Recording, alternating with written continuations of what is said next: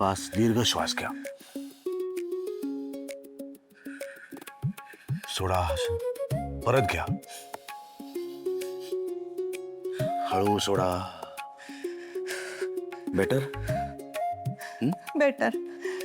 बसा बसा बसा बसा.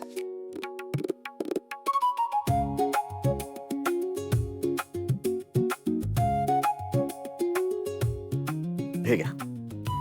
नाही हो, नको मला घ्या पाणी. पाणी. घशाला कोरड पडली असेल की नाही बोलून बोलून पाणी घ्या. पण नकोय मला. हळू हळू हळू.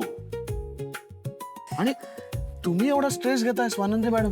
हो, मग आता काय काय करू? म्हणजे आलाय आता मला स्ट्रेस, मी काय करू त्याचं? परतून लावा त्या स्ट्रेसला. त्याला सांगा माझ्यापर्यंत यायचं नाही, कारण या स्ट्रेसमुळे जर तुमची तब्येत बिघडली ना तर मला ते अजिबात चालणार नाही. मी सांगून ठेवतोय. सॉरी. अहो, लहान लहान बहीण म्हणजे बाळ आहे हो ते माझं. मी बस लहानाचं मोठं होताना पाहिलंय तिला. स्वानंदी मॅडम, बाळ मोठं होतं का नाही कधीतरी, आणि तिच्या बाबतीत सगळं छान होईल. डोंट वरी, नका काळजी करू. हे ती जे काही वागते ते बघून वाटतंय खरंच तुम्हाला छान होणार आहे? स्वानंदी मॅडम, ती लग्न करून घरात आल्यानंतर काही ना काहीतरी घडतच आहे. ती लग्न करून या घरात आली तर तिचं नीट स्वागतही कोणी केलं नाही, कोणी सेलिब्रेट केलं नाही. त्यामुळे तिला असं वाटणं साहजिक आहे. आणि त्याच फ्रस्ट्रेशन मधनं तिने या घरामध्ये तिचा अधिकार मागितला, घराच्या किल्ल्या मागितल्या. ठीक आहे, आपण 15 दिवस तिला दिल्यात ना, बघूया काय करते ती. पण या सगळ्यात मला तुमचं कौतुक जास्त वाटतं की तुम्ही मोठ्या मनाने त्या किल्ल्या सुष्मिताला दिल्यात. या घरातली मोठी सून आणि सुष्मिताची मोठी बहीण या दोन्ही जबाबदाऱ्या तुम्ही किती छान पद्धतीने निभावल्यात स्वानंदी मॅडम. यासाठी खरं तर तुमचं कौतुक आहे.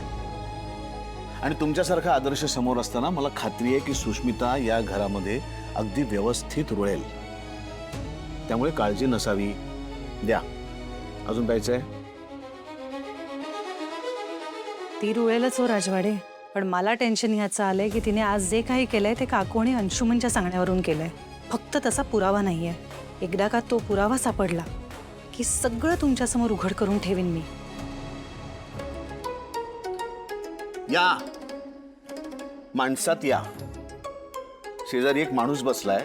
तुमच्या मनात जे काय चालू आहे ना ते त्याच्याशी शेअर करा, त्याला सांगा. हा, असं स्वतःशी बोलू नका. आता ही फक्त सवय तुमची सुष्मिताने नाही घेतली पाहिजे, मनातल्या मनात बोलण्याची. चला, उशीर झालाय, झोपूया आता. तुम्ही खूप दमलात हो ना? तुम्ही पण. वाटना ओळखीची, साथ ना ओळखीची, बंध हे जुळले तरीही रीत नाने हमीची. कोण जाणे असा का हात सुटता सुटेना.